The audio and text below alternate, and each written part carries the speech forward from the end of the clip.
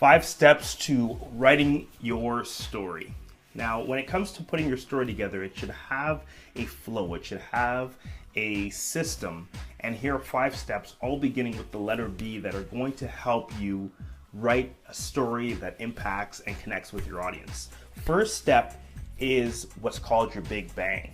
You want to start your speech with something that's out of the ordinary, not just how's the weather or thank you for having me or I'm glad to be here, but something that's going to capture your audience right away. We live in an age of cell phones and distraction. I think it's down to 8 seconds is the average amount of attention that people pay to you before their minds drift elsewhere. So you need a big bang that's going to get them right away, a quote or some type of statistic or something that grabs them immediately as you start. The second step is the bridge. Now, there's no point in mentioning something popular or something that is really going to grab the audience's attention if it doesn't relate to your message. Don't just do it for the sake of doing it. Make sure it's something that bridges into the body of your speech. And that's step number 3, the body. Make sure that you have a good body of your speech. And when it comes to the body of your speech, that's your story. And it should be your story. If you want to refer to other people, that's fine, but people want to hear about you. All messages that have been shared with audiences all over the world basically have been heard before. Messages are not new. What's new, what's distinct, what's unique is the way that you share it. So your story is what makes it unique, is what enhances the audience experience because it's about you. So what problems have you gone through? What struggles have you had to overcome? That's the body of your speech. 4th step is what I call the burn and the turn.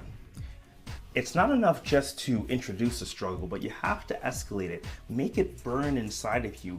Make the anxiety level of your audience increase by the way your conflict progresses. Did you feel something over time? Did it take you a while to get over it? Did you have those inner voices that told you that you weren't going to be able to overcome it?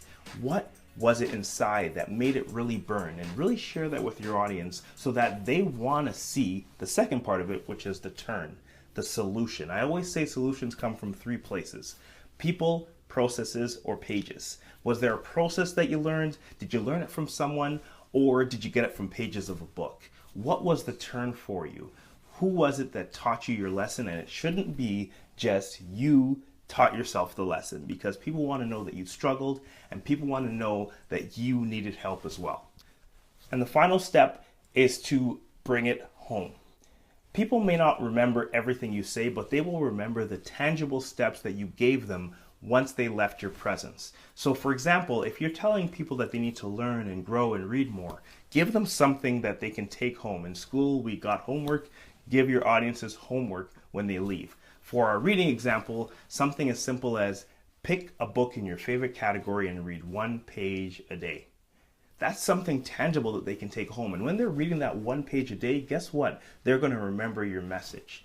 These large messages with big scopes that we share with people have to have something that they can take home, or else they'll remember when they're there. They'll be motivated, but they won't necessarily apply it in their lives. So as speakers, we have to go to the next step and really give them something that they can take home and apply in their own lives. So remember those steps. Big bang to start, bridge to your body. The body should be your story. Burn and turn, make them feel it, and then show them the turn. And finally, bring it home by giving them something they can do on their own. Remember those when you write your speech, and you will have a message that will impact not only when you're in your audience's presence, but for days, weeks, and months after. Until next time, keep speaking, sharing, and serving.